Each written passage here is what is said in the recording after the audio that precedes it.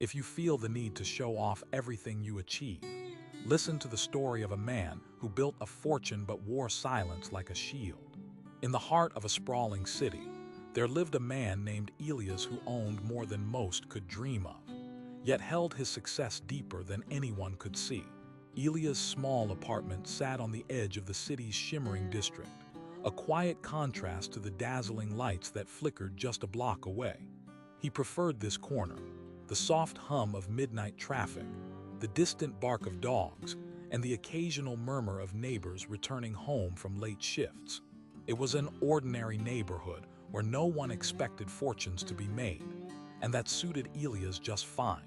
By day, he walked through life with practiced ease, a man who smiled when needed, spoke when asked, but revealed very little of the battles that shaped him.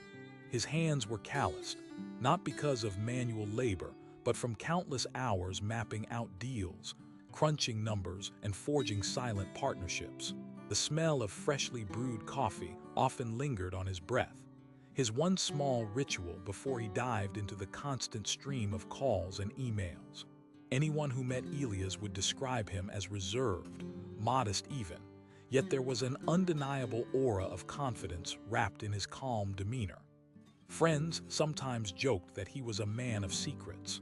Family gatherings were rare but peaceful, filled with simple meals and quiet laughs that never spiraled into the boasting that so often accompanies success. His sister Myra was the loud one, the natural storyteller, the one who held court at every dinner, while Elias leaned back, watching, listening. His success was a whispered legend among a few close circles. None of the flashy cars, the overlapping social media posts, or extravagant parties.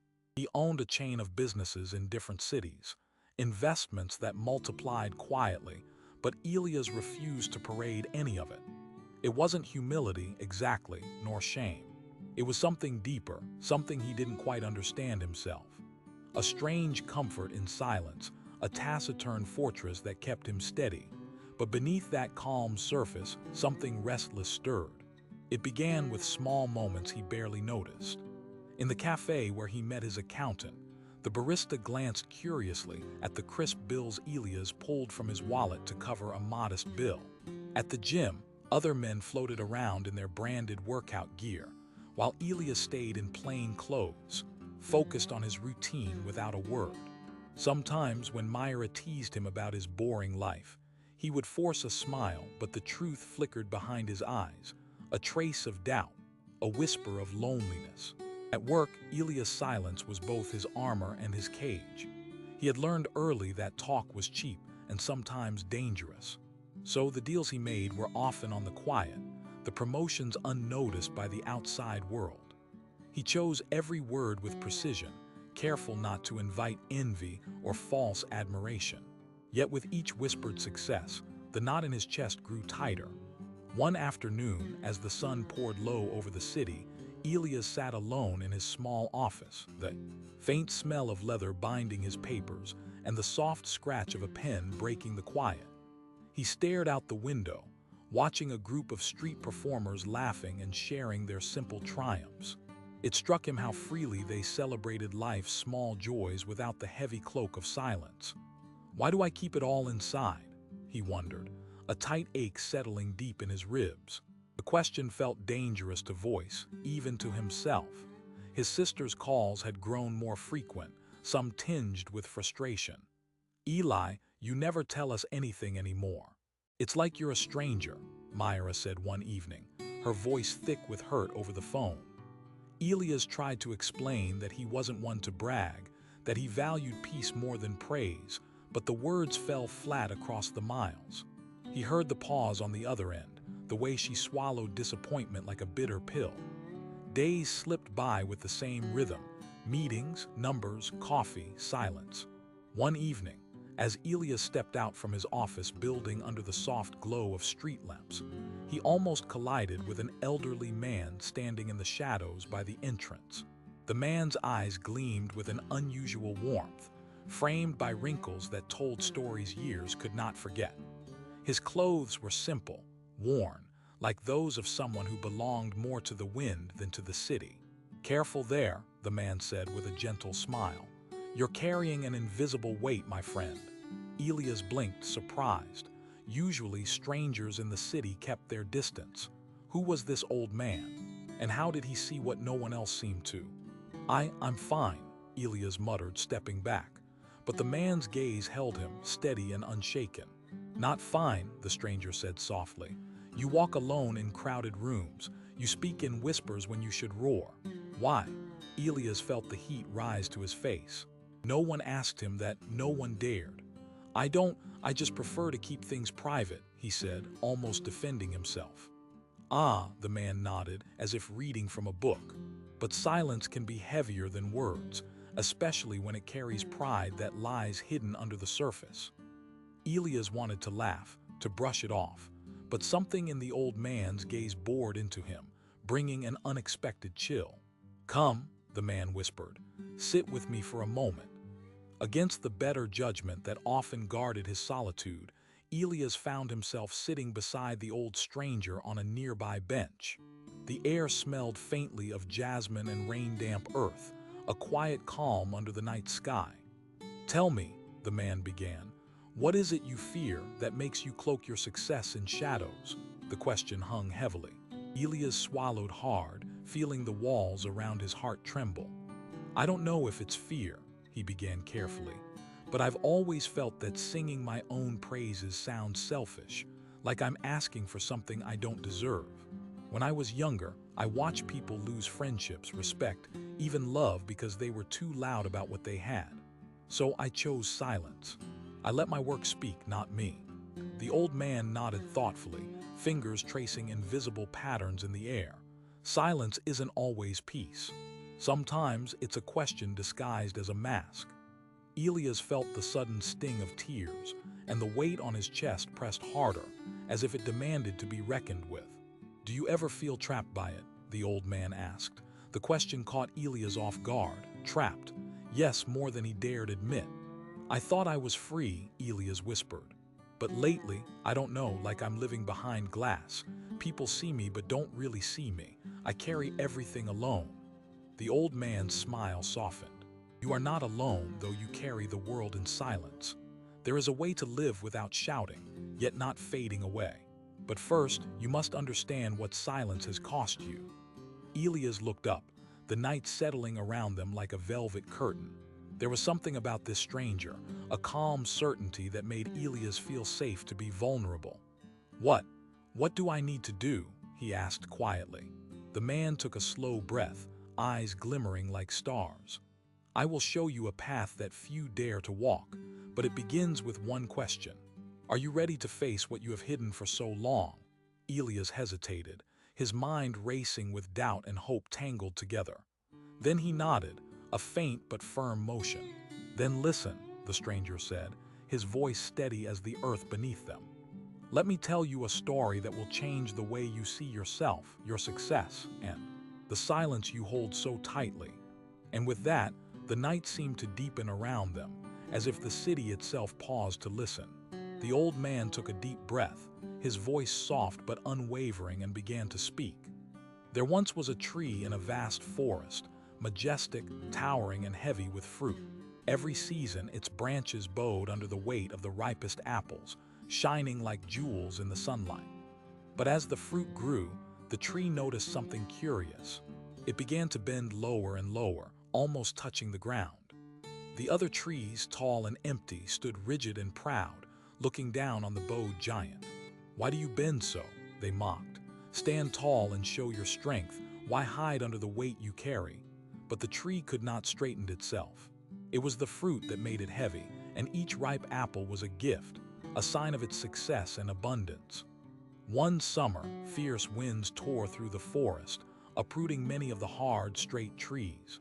But the bending tree, weighed down by its fruit, swayed gently with the storm. It didn't break or snap. Instead, it weathered the tempest with grace. After a pause, the old man looked straight into Elias' eyes. You see, silence and humility are valuable when they come from strength, like the bending tree that carries its fruit with quiet grace. But if your silence is like a stiff tree, rigid and proud, afraid to bow because it shows weakness, then your fruit becomes a burden. Elias sat quietly, imagining the tree, its branches heavy yet resilient. The image stirred something inside, a realization that his silence wasn't just peace, but sometimes a shield hiding his fear of vulnerability. The old man continued, "Tell me, Elias, are you bending with your fruit, carrying it humbly? Or are you stiff and silent because you fear what others will think if you reveal it?" Elias felt a tightness loosen in his chest. "I think I've been trying too hard not to show, afraid to let others see both my success and my fears." "That is natural," the mentor replied gently. "But remember, the tree's strength wasn't in standing tall alone. It was in bending and embracing the weight it bore. If you learn to bend, to share just a bit of your story, you will find your silence becomes a quiet strength, not a lonely cage." Elias nodded, tears threatening to spill. "I understand, but how do I begin? How can I change when silence has been my armor for so long?" The old man smiled warmly. "Begin with a single branch.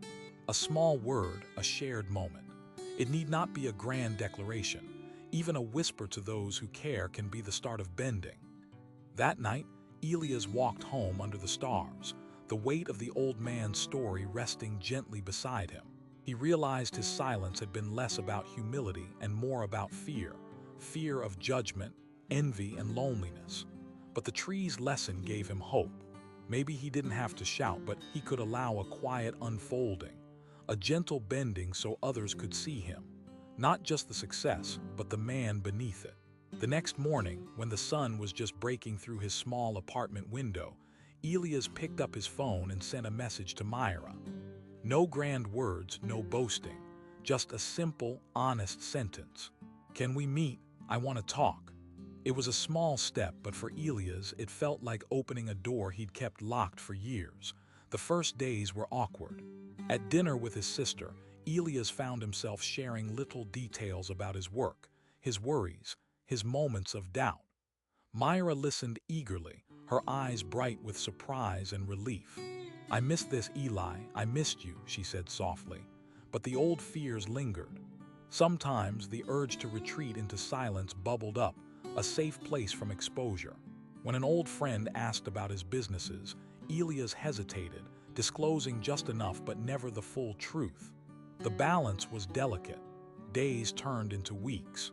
Elias began to meet with trusted friends more often, letting his guard down bit by bit. Instead of hiding victories, he celebrated small wins with those who cared, letting laughter and genuine connection replace the loneliness he'd carried. One afternoon, during a meeting with his accountant, Elias shared a vision for a new project, something personal, a cause close to his heart. He spoke with quiet passion, no bravado, just honesty. His accountant, surprised by the depth behind the usual reserved man, smiled. "It's good to see this side of you, Elias. This is why you do what you do, isn't it?" Months later, Elias found himself invited to a community event, one that celebrated local entrepreneurs. Old habits almost pulled him back to silence. Should he just go, invisible as usual? But then he remembered the tree, its branches bending under fruit, and the old man's words. He stood before the crowd, not to boast but to share. He spoke about failure and doubt, about the lonely nights spent planning and recalculating. He spoke of the courage it took to keep going, quietly building, and most importantly, the relief of finally being open. The applause was warm, but more than that, Elias felt something he hadn't in years: connection. Over time, the changes rippled outwards. Myra's calls became more frequent, their conversations deeper. Business partners began to see Elias not just as a distant figure of power, but as a man with vision and heart. Even his neighbors started greeting him more often, recognizing the quiet warmth beneath his calm exterior. One evening, standing by the same bench where he'd met the old man, Elias looked up at the night sky. The city buzzed around him, vibrant and alive, far from the silent cage he once thought was his only home. Then, unexpectedly, the old man appeared again, smiling with gentle eyes. "You have learned well," he said. "You did not need to shout, you only needed to bend. That is the true strength hidden in humility, the courage to reveal who you are without fear." Elias felt tears in his eyes but nodded firmly. "Thank you. And remember," the old man whispered before fading into the night, "silence is a tool, not a prison." And so Elias discovered that his silence could be a cloak or a bridge, a choice he had power over. It did not have to hide him. It could protect him while allowing others in. That day, something changed not only for him, but for every quiet soul who believed their story was only theirs to carry. This story shows us that true humility is not about hiding your success or your struggles in silence, but about choosing when and how to share your truth with trusted hearts. And you, how many times have you worn silence as armor, afraid to let the world see your full story, the victories and the fears?